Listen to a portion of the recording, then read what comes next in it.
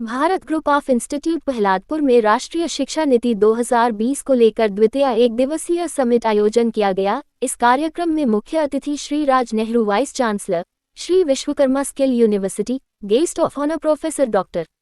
Amit Ludri, dean of faculty व chairman law विभाग के professor doctor Sushila Chauhan, director institute of law के श्री रोहताश वर्मा, जिला शिक्षा अधिकारी Kurukshetra doctor Rohit Dutt, principal Gandhi memorial national college Ambala doctor Sukhbir Lal Khokhra, institute of pharmaceutical science मुख्य वक्ता Shrimati Priyanka Punia, founder PI academy Shrimati Savita Makkar, founder associate education research foundation, Paramesh Kumar, institute of zoology के doctor Nirmal Singh COE, skill professor Shri Vishwakarma skill university, doctor Rishipal, skill professor pedagogy, dean pedagogy, chief warden Shri Vishwakarma skill university, doctor Bharat, faculty of law, Punjab university Chandigarh उपस्थित रहे। कार्यक्रम का शुभारंभ president Bharat group pro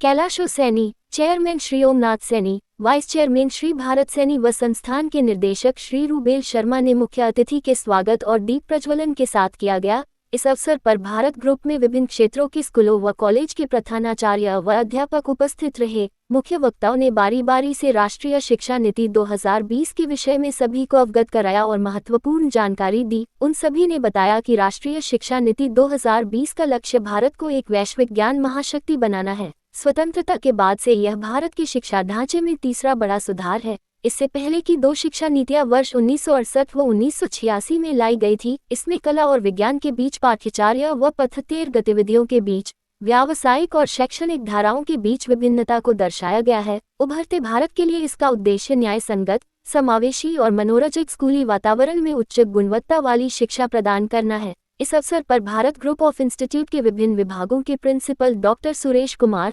doctor Anil Kumar, Shrimati Deepika Agarwal, Shri Vijendra Sharma व अन्य सहायकगण उपस्थित रहे। भारत के लिए एक बहुत ही टेक्टोनिकल शिफ्ट का पॉलिसी है और पूरे देश भर में इसके प्रति बहुत सारी चर्चाएं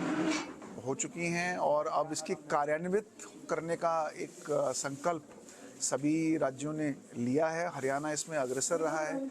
न्यू एजुकेशन पॉलिसी को इम्प्लीमेंट करने में और मुझे बड़ी खुशी है कि इस भारत इंस्टीट्यूशन ने आज राष्ट्रीय शिक्षा नीति के ऊपर परिचर्चा रखी है कि इसमें चैलेंजेस और अपॉर्चुनिटीज़ क्या हैं। और मुझे पूरी उम्मीद है कि जो टीचर्स आज यहाँ आएंगे वो ये समझ के जाएंगे कि वो अपने अपने लेवल पर इस राष्ट्रीय शिक्षा नीति को इम्प्लीमेंट कैसे कर सकते हैं, किस प्रकार की चुनौतियां हैं और उन चुनौतियों को वो कैसे एड्रेस कर सकते हैं। तो ये बहुत ही अच्छा इनिशिएटिव है, बहुत ही सराहनीय इनिशिएटिव है। मैं इसके लिए इस इंस्टीट्यूशन को बहुत बहुत बधाई देता हूँ। देखिए, जिस प्रकार से आदरणीय प्रधानमंत्री श्री नरेंद्र मोदी जी ने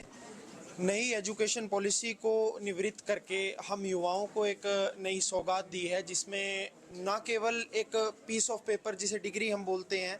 उसको ही कंसीडर नहीं किया जाएगा, अपितु बच्चे के स्किल लेवल को, बच्चे की कर्मशैली को और उसके टैलेंट को भी इसमें बखूबी देखने का कार्य होगा। क्योंकि पिछली सरकारों में जिस प्रकार से डिग्री को केवल कागज की तरह बांटने का काम पिछली सरकारों ने किया है,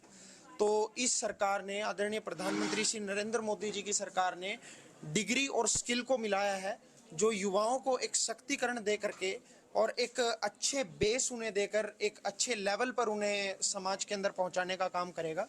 युवा हमारे देश की बढ़ती अर्थव्यवस्था की, हमारे देश का वैश्विक विश्व गुरु बनने का आदरणीय प्रधानमंत्री जी का जो स्वप्न है उसकी, वह हर एक इस देश हित के डेवलपमेंट की एक बैकबोन रहा है और हमेशा से रहेगा भी। अगर हम अपने युवा वर्ग को सशक्तिकृत करके अगर हम इस प्रकार से अपने देश को आगे बढ़ाने में अपना एक डेफिशिएंट रोल प्ले करेंगे तो तभी इस देश का एक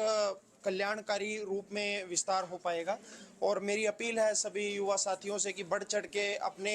एजुकेशनल लेवल पर, अपने स्किल लेवल पर एक अपने आप को एक रिप्रेजेंट करें और बहुत ही अच्छा समाज में अपना एक योगदान दें। और आदरणीय प्रधानमंत्री जी नरेंद्र मोदी जी का जो भारत को तीसरी व पांचवी सबसे बढ़ती अर्थव्यवस्था हम है ही हैं, जो तीसरी सबसे बढ़ती अर्थव्यवस्था आदरणीय प्रधानमंत्री जी के नेतृत्व में जो भारत बनने जा रहा है उसमें अपना महत्वपूर्ण भूमिका इस रूप में अपनी निभाएं। बहुत बहुत धन्यवाद।